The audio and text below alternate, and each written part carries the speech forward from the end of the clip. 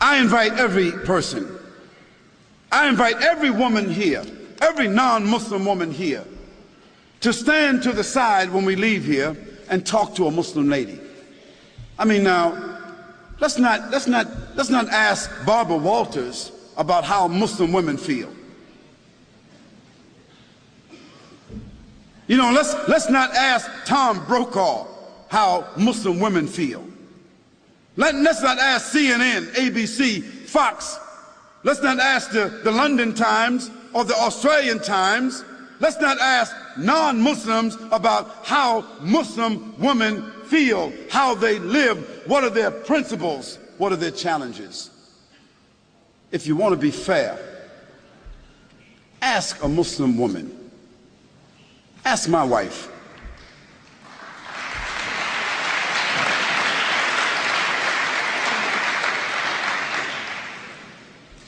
Ask my mother.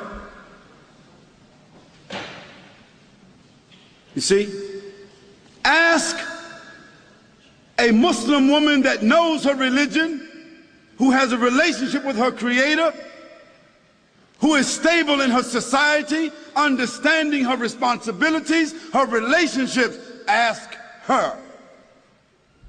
And after that, I think you should be fair, that you don't need to ask someone else. But the problem is, no one really wants to ask Muslim women. We want to take pictures of women in Afghanistan, and pictures of women in Palestine, and pictures of women in Pakistan, and pictures of women over here. And we want to listen to what people say about female circumcision, as if Muslims got women, 1,000, 10, 30,000, 40,000 Muslim women all over the world is being circumcised. Some crazy Steven Spielberg stuff.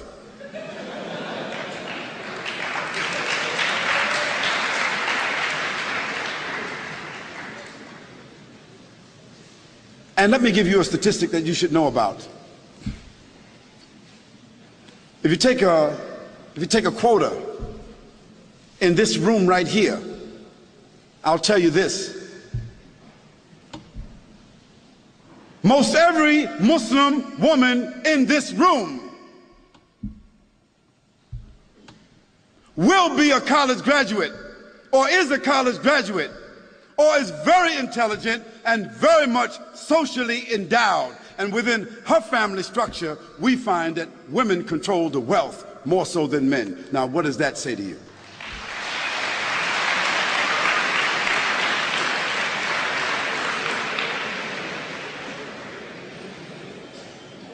Now, where you find women oppressed, women exploited, women mistreated among Muslims, that is because those Muslims themselves are not representing the principles of the religion. And in every religion, you've got black sheep.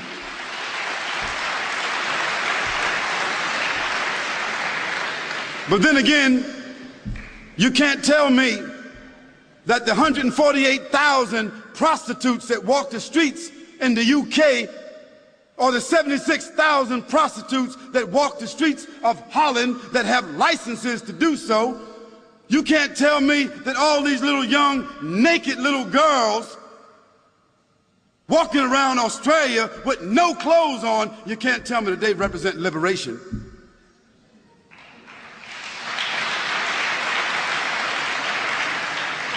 You can't tell me that the 2,350 abortions, murders that take place with these young women, you can't tell me that that represents sophistication. You can't tell me that that represents liberation. You can't tell me that a naked woman sitting on a chocolate bar,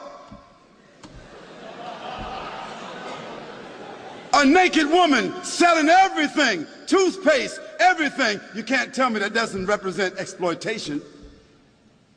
So let's put things in context. Let's talk about things correctly, and let's be fair, and let's be objective.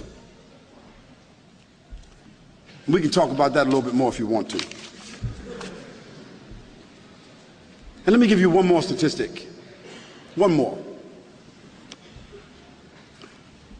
prostitution, venereal disease, abortion, and pedophilia. And this horrendous number of children being raped and kidnapped that exists in the Western world. It is almost unheard of in the Muslim world.